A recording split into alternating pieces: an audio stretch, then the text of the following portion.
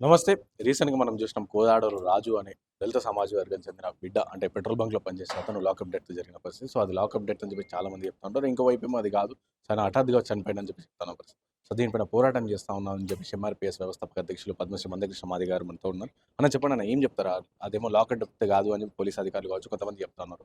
So, lockup death అని కొంతమంది చెప్తున్నారు. ఏం చెప్పగలుగుతారు? మీరు ఏం చెప్పగలరు? మీరెప్పుడు కూడా అది లాకప్ డెత్ కాదు.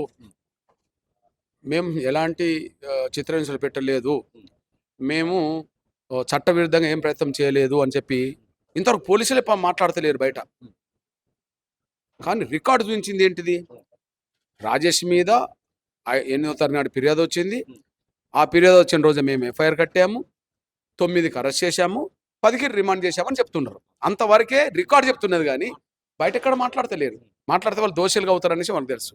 ఒకవేళ వాళ్ళు చెప్పిన రికార్డే కరెక్ట్ అవుతే మరి మీ స్టేషన్లో 4వ తారీఖు నాడు ఉన్నాడు కదా! ఏ కేసు లేనప్పుడు 4వ తారీఖు నాడు ఎందుకు పెట్టుకున్నారు? బంధువులతో సంతకాలు పెట్టించుకొని పూచి సంతకాలు పెట్టించుకొని ఆ రోజు ఎందుకు వదిలిపెట్టారు? 5, 6, 7, 8 3 స్టేషన్లు ఎందుకు తిప్పారు? మీ స్టేషన్‌లో లేకపోతే మరి తల్లి బంధువులు భోజనం తీసుకొస్తే ఆ భోజనం తీసుకెళ్ళి మరి మీరు ఎవరికి పెట్టారు? చూయించమంటే మీరు ఎందుకు చూయించలేదు? మీ స్టేషన్‌లోనే రుజువు అవుతుంది కదా! రోజు బంధువులు తల్లితో పాటు మిగతా వాళ్ళందరూ భోజనం తీసుకెళ్ళినమాట వాస్తవమే కదా! ఆ భోజనం మేము పెడతామంటే మీరు పెట్టొద్దు మేమే పెడతామని చెప్పి తీసుకెళ్ళినమాట వాస్తవమే కదా! ఓకే. మీరు కోర్టుకు హాజరుపరిచిన తర్వాత, కోర్టుకు హాజరుపరిచే ముందు కోర్టు ప్రాంగణంలో ఇంజెక్షన్ ఎవరైనా ఏపిస్తారా? మీరు ఏపిచ్చింది వాస్తవమే కదా! ఇవన్నీ ఎందుకు జరిగినాయి? 8వ తారీఖు నాడు మీరు కేసు నమోదు చేస్తే 4, 5, 6, 7 వరకు ఎందుకు పెట్టుకున్నారు? 8వ తారీఖు నాడు ఎందుకు పెట్టుకున్నారు? కేసు నమోదు కాకముందు. ఓకే. చిత్రహింసలు పెట్టకపోతే మరి తల్లి వచ్చినప్పుడు ఎందుకు చూపించలేదు? వాళ్ళు తీసుకొచ్చిన భోజనాన్ని మీరెందుకు పెట్టారు? ఓకే. బంధువులు వచ్చినప్పుడు ఎందుకు చూపించలేదు? ఓకే. తర్వాత మీరు కోర్టుకు హాజరుపరిచే సమయంలో కోర్టు ప్రాంగణంలో ఎందుకు ఇంజెక్షన్ ఏయించారు? ఇవన్నీ మన దగ్గర ఆధారాలున్నాయి కదా! అంటే స్పష్టంగా కేసు నమోదు కాకముందే ఈయనను అరెస్ట్ చేశారు. చిత్రహింసలు పెట్టారు. ఆ చిత్రహింసలు తట్టుకోలేని పరిస్థితిలోనే అనారోగ్యానికి పాలయ్యిండు. అనారోగ్యానికి పాలైన విషయం జడ్జి ముందు తెలవకుండా చేయడం కోసం ఆయనకు ఇంజెక్షన్ ఏయించారు. లోపలికి పంపిండ్రు. లోపలికి పంపినాక అనారోగ్య తీవ్రత పెరిగిపోయింది. తర్వాత మళ్ళీ ఆసుపత్రికి వచ్చిండ్రు. అది హుజూర్‌నగర్ ఆసుపత్రికి వచ్చిండు. తీసుకొచ్చారు. తర్వాత సూర్యాపేట తీసుకొచ్చారు. గాంధీ తీసుకొచ్చారు. తీవ్రత పెరిగిపోయింది కాబట్టి చనిపోయాడు. అంటే ఇంకా వేరే కారణం ఏమున్నది? అకారణంగా చట్టవిరుద్ధంగా అరెస్ట్ చేసి చిత్రహింసలు పెట్టడం వల్లనే చనిపోయింది అనే విషయం రుజువుతోంది. వెంటనే దీని మీద సిట్టింగ్ హైకోర్టు జడ్జితో విచారణ జరిపించాలి. 2 ఫోరెన్సిక్స్ సంబంధించిన డాక్టర్ల బృందంతో మళ్ళా రీపోస్ట్‌మార్టం చేయించాలి. ఎస్ఐ మీద, సిఐ మీద, సంబంధిత పోలీసుల మీద ఖచ్చితంగా హత్య కేసు నమోదు చేయాలి. ఎస్సీ, ఎస్టీ యాక్ట్ నమోదు చేయాలి. వాళ్ళని సస్పెండ్ చేయాలి. అంటే సీఎం రిలీఫ్ ఫండ్ సంబంధించిన డబ్బులు దుర్వినియోగం చేసిరని చెప్పి ఈ కేసు పైన అతను తీసుకెళ్ళామని చెప్పేసి కూడా పోలీస్ అధికారులు చెప్తున్నారు. తప్పేమున్నది? ఇప్పుడు ఈయన ఈయనకు ఆ కేసుకు వాస్తవానికి సంబంధం లేదు. కాకపోతే దురదృష్టం వెంటాడి ఫిర్యాదు చేసిన వ్యక్తి కె. రాజేషే. ఇప్పుడు చనిపోయిన తమ్ముడు కె. రాజేషే. ఫిర్యాదు చేసిన వ్యక్తి నేను పలానా 2020లో నేను ఆసుపత్రులు పారి ఖర్చు ఎక్కువ పెట్టడం వల్ల నాకు ఇబ్బందులు అవుతుందని చెప్పి సీఎం రిలీఫ్ ఫండ్ పెట్టుకుంటే సీఎం రిలీఫ్ ఫండ్ నాకు శాంక్షన్ కాలేదు. ఈ మధ్యలో మళ్ళీ నేను తిరిగితే కె. రాజేష్ పేరుతో శాంక్షన్ అయ్యని చెప్తే నా బ్యాంక్ అకౌంట్‌కు రాకుండా కె. రాజేష్ పేరుతో బ్యాంక్ అకౌంట్‌కి వస్తే ఆయన మీద నేను ఫిర్యాదు చేశానని చెప్పడం జరిగింది. ఇది స్పష్టం. కానీ దీనికి కె. రాజేష్ అనే ఒక వ్యక్తి పేరుతో ఫిర్యాదు చేస్తే మరి ఏ4 ఎందుకేండి? ఏ1 కాలే, ఏ2 కాలే, ఏ3 కాలే. దానికి కారణం ఏందంటే ఏ1, ఏ3 మాజీ ఎమ్మెల్యే బొల్లం మల్లయ్య గారి ఆఫీస్‌లో పనిచేస్తారు. సీఎం రిలీఫ్ ఫండ్ సంబంధించిన విషయాలు ఏదైనా ఉంటే చూసేటోళ్ళు వాళ్ళే. వాళ్ళకి తెలుసు ఈ విషయం. ఏ2 ఎవరైతే ఉన్నారో ఈ రాజేష్‌కు ఫ్రెండ్.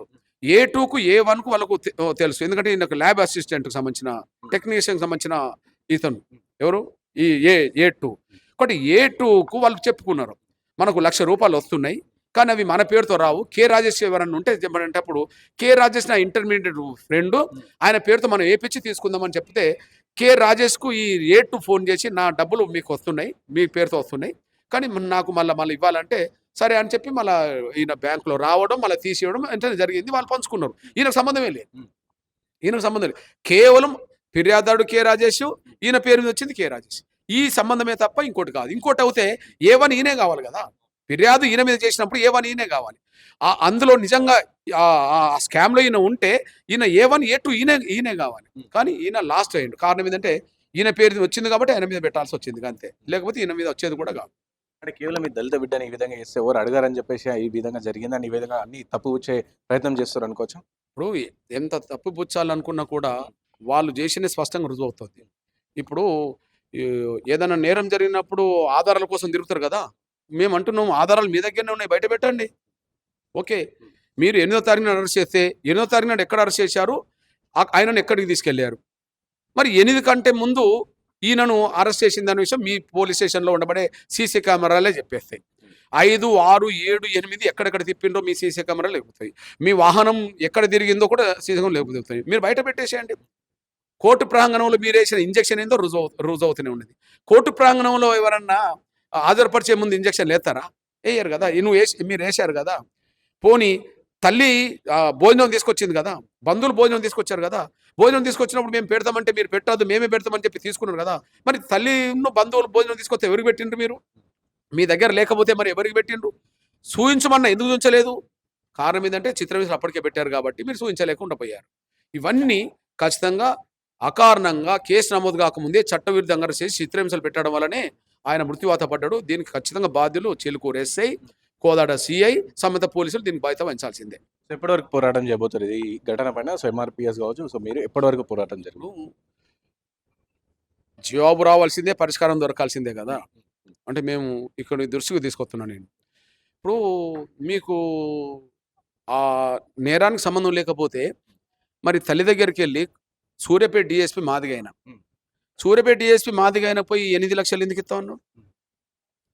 కేసు విత్డ్రా చేసుకుంటే, ఫిర్యాదు విత్డ్రా చేసుకుంటే, కేసు నమోదు కాలే, ఫిర్యాదు విత్డ్రా చేసుకుంటే మీకు 8 లక్షలు ఇస్తాం.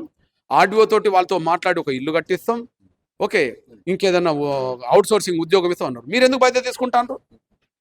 ఇప్పుడు జైల్లో ఉన్నోళ్ళు ఖైదీలు ఎంతోమంది మరణిస్తారయ్యా. జైల్లో ఉన్న వాళ్ళు అనారోగ్యానికి గురై ఎంతోమంది మరణిస్తారు. ఎక్కడన్నా ఆ మరణించిన ఖైదీలకు 8 లక్షలు ఇస్తాము, అవుట్ సోర్సింగ్ ఇస్తాము, లేకపోతే ఇల్లు కట్టిస్తామని చెప్పి ఎక్కడ చెప్పారా? ఇక్కడ ఎందుకు చెప్పారు చెప్పండి? ఫిర్యాదు ఎందుకు వాపసు తీసుకోమన్నారు చెప్పండి? ఫిర్యాదు వాపసు తీసుకుంటే ఖచ్చితంగా మీకు 8 లక్షలు ఇస్తామని ఎందుకు చెప్పారు చెప్పండి? అంటే ఇవన్నీ ఖచ్చితంగా రుజువు అవుతున్నాయి కదా. ఒకటి ఆధారాలన్నీ బయటకు వస్తున్నాయి, వాళ్ళు తప్పించుకోలేరు. ఖచ్చితంగా ఇది ముఖ్యమంత్రి రేవంత్ రెడ్డి గారి మీద కూడా పోతుంది. కానీ హోంశాఖ చూస్తున్నది అతనే. రేపు కోదాడ ఎమ్మెల్యే ఎవరైతే ఉత్తమ్ కుమార్ రెడ్డి గారి శ్రీమతి గారు ఉన్నారో ఆమె కూడా దీనికి బాధ్యత వహించక తప్పదు. కారణం ఏంటంటే ఆమె ఇంకా మౌనంగా ఉన్నది, ఆమె స్టేట్మెంట్ ఇవ్వట్లేదు. ముందుకు తీసుకెళ్తాం. చేసిన ఇంటర్మీడియట్ ఫ్రెండ్ ఆయన పేరుతో మనం ఏపిచ్చి తీసుకుందామని చెప్తే రాజేష్కు ఈ రేటు ఫోన్ చేసి నా డబ్బులు మీకు వస్తున్నాయి, మీ పేరుతో వస్తున్నాయి, కానీ నాకు మళ్ళీ ఇవ్వాలంటే సరే అని చెప్పి మళ్ళీ ఈయన బ్యాంకులో రావడం, మళ్ళీ తీసేయడం అంటే జరిగింది. వాళ్ళు పంచుకున్నారు. ఈయనకు సంబంధమే లేదు. కేవలం ఫిర్యాదారు రాజేష్,